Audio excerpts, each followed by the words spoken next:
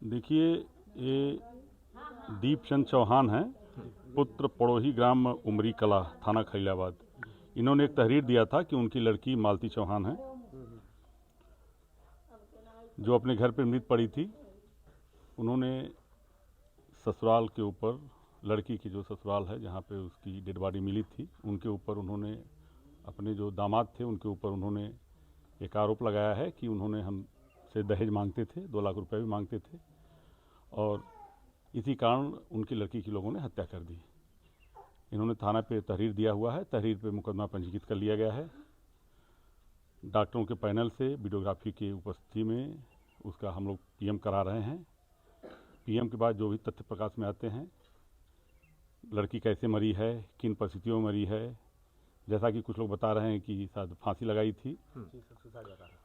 फांसी के बाद भी चूँकि पीएम में सारी चीज़ें क्लियर होंगी, पीएम के बाद जो चीज़ें हमारे पास आएंगी, और विवेचना, चूँकि क्षेत्राधिकारी धनघटा विवेचना कर रहे हैं, विवेचना में जितने भी तथ्य प्रकाश में आएंगे सबको समाहित किया जाएगा। सर, और उसी के बाद जो तथ्य प्रकाश में आएंगे विवेचनात्मक कार्रवाई की विवाद कई दिनों से चल रहा था, तो क्या मालती चौहान की तरफ से कोई एप्लीकेशन, कोई प्रार्थना पत्र पुलिस को दिया गया था? नहीं, अभी तक थाने पर कोई एप्लीकेशन जानकारी प्राप्त नहीं हुई है, क्योंकि आज तहरीर प्राप्त हुई है। अगर कोई तहरीर दी गई होगी तो उस पर भी जांच की जाएगी। ये भी जानकारी प्राप्त हुई है कि इनके पति और इनके किसी दोस्त के साथ जो है थाने पर 151 की कार्रवाई भी की गई थी। अब वो किन परिस्थितियों में की गई थी, सब जांच का विषय है। सर, पति पत्नी और वो के मामले सामने आ रहे हैं। अब देखिए, जो मैंने कहा ना कि ये विवेचनात्मक विषय है, जो भी विवेचना में तथ्य प्रकाश में आएंगे हम लोग माननीय न्यायालय के समय रखेंगे। विवेचना क्षेत्राधिकारी द्वारा की जा रही है।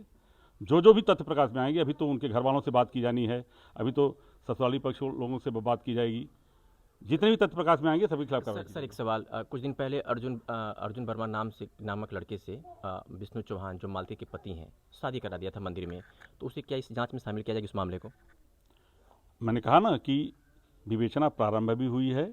जो तथ्य प्रकाश में आएंगे सभी तथ्यों का संज्ञान लिया जाएगा। जो भी कानून सम्मत कार्रवाई होगी विवेचनात्मक कार्रवाई की जाएगी। आखिरी सवाल सर, मुलजिम कौन कौन बनाया गया इस तहरीर के आधार पर? सर, तहरीर के आधार पर अभी पति के विरुद्ध तहरीर दी गई है। मैंने कहा ना कि इसके बाद भी हाँ, पूछताछ के लिए उसके पति को हिरासत में लिया गया है, पूछताछ चल रही है।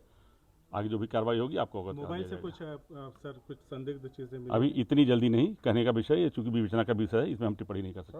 कितने लोगों की गिरफ्तारी हुई है इसमें? मैंने कहा अभी किसी की गिरफ्तारी नहीं हुई है, अभी पीएम कराया जा रहा है। आपको तो ये एडिशनल एसपी थे संत कबीर नगर, इन्होंने साफ तौर पे कहा है कि इस पूरे मामले में विवेचना के बाद ही कोई कार्रवाई की जाएगी।